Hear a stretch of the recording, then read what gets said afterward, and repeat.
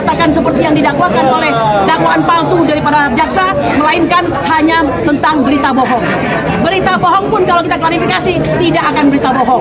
Tinggal negara ini mau membuka atau tidak, kan begitu.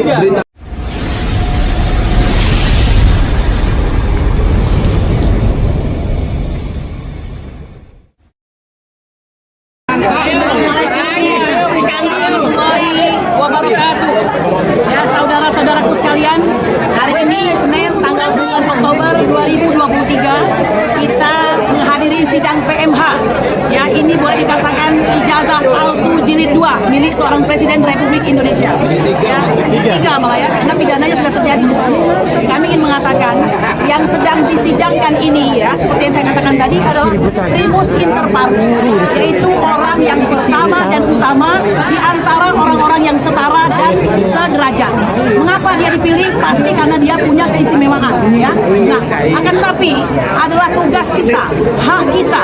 Jika kita memiliki hak memilih dan dipilih, kita punya hak konstitusional untuk mengetahui apakah dasar legitimasi dari bercokolnya presiden kita ini adalah legitimate atau tidak, ya, justisi atau tidak, kan begitu. Nah, oleh karena itu jangan dianggap sebagai upaya untuk menjatuhkan, itu salah, ya. Perlu diketahui korbannya sudah ada, ya. Kami mempunyai modal keputusan pengadilan Solo di mana Bambang Tri pada hari ini telah dijatuhi hukuman 4 tahun dan itu ingkrah, ya. Dan ternyata keputusan tersebut tidak menyatakan seperti yang didakwakan oleh dakwaan palsu daripada jaksa, melainkan hanya tentang berita bohong. Berita bohong pun kalau kita klarifikasi tidak akan berita bohong. Tinggal negara ini mau membuka atau tidak, kan begitu. Berita bohongnya itu ada kebencian. Kebencian yang ada, kebencian. Kalau benci itu tergantung siapa yang bikin benci, kan begitu ya. Nah, saudara-saudaraku sekalian, saya ingin mengatakan Anda harus rajin menghadiri ini, pantau ya semuanya. Apalagi ini momentumnya bagus.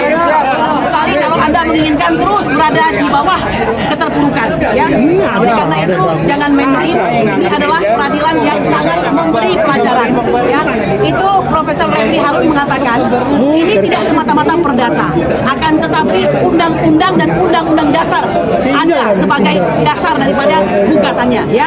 Kenapa? Karena jabatan presiden itu adalah posisi tertinggi eksekutif, ya. Jadi harus diemban oleh orang yang legitimate. Jika tidak, apa yang terjadi? Makanya jangan heran kami memiliki tergugat yang banyak dari 1 sampai 9 dan 1 turut tergugat. Mengapa kami keras kepada pengadilan? Karena kami punya bad experience terhadap bad birokrasi, seperti kata Bang Damai Hari Lubis tadi. Terima kasih itu idenya, ya. Bad birokrasi.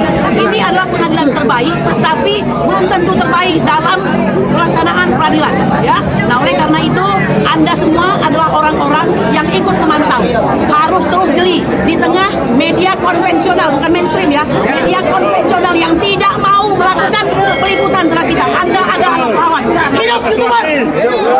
Demikian saja.